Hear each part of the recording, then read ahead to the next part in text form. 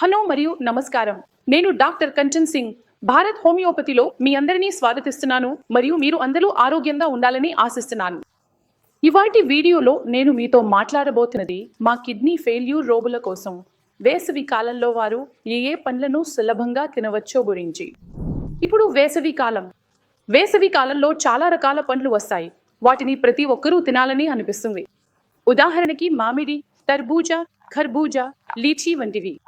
అయితే kidney failure ఉన్న రోగి ఈ అన్ని రకాల పండ్లను తినవచ్చా లేదా తినకూడదా? ఈ విషయం చాలా ముఖ్యమైనది. కాబట్టి మీరు ఈ పండ్లను మామిడి, తర్బూజా, ఖర్బూజా లేదా లీచీ ఎక్కువగా తింటే మీ శరీరంలోని లెవెల్స్ గణనీయంగా పెరిగే అవకాశం ఉంది. ఇది ఆరోగ్యానికి మంచిది కాదు.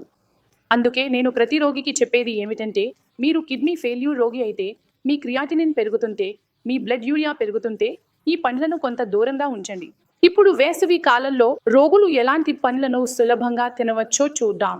మీరు అలాంటి పండ్లను తినాలి. అందులో యాంటీ ఆక్సిడెంట్లు ఎక్కువగా ఉండాలి, పొటాషియం తక్కువగా ఉండాలి, సోడియం కూడా తక్కువగా ఉండాలి, అలాగే ఫాస్ఫరస్ కూడా తక్కువగా ఉండాలి.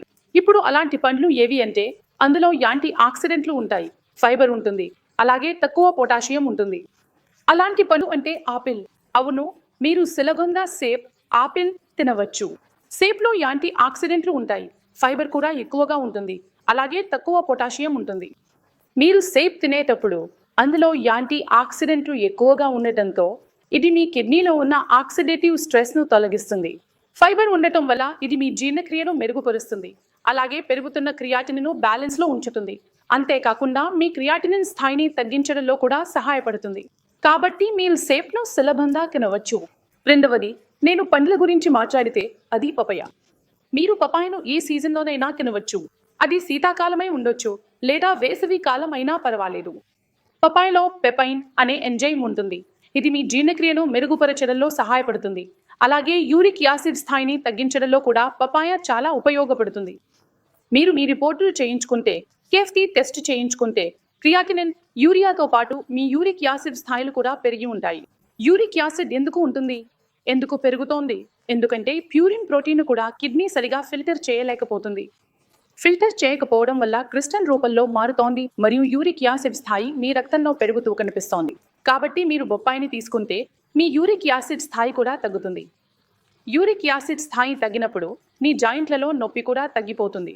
ఇంకో విషయం, మీ క్రియాటినిన్ స్థాయి పెరుగుతోంది.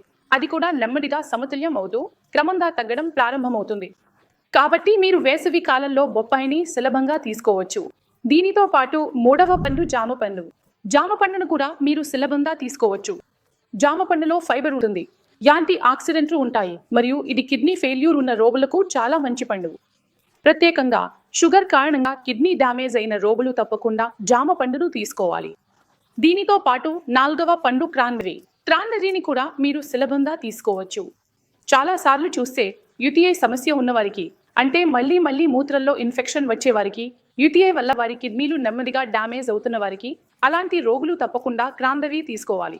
క్రాన్బెర్రీ వల్ల మీరు మూత్రం విడుదల చేస్తున్నప్పుడు మళ్ళీ వచ్చే యూటీఐ సమస్య నియంత్రణలో ఉంటుంది. అలాగే మీ క్రియాటినిన్ స్థాయి సమతుల్యంగా ఉంటుంది. అది నెమ్మదిగా తగ్గడం కూడా ప్రారంభమవుతుంది. దీనితో పాటు మీరు రస్బెర్రీని కూడా సులభంగా తీసుకోవచ్చు.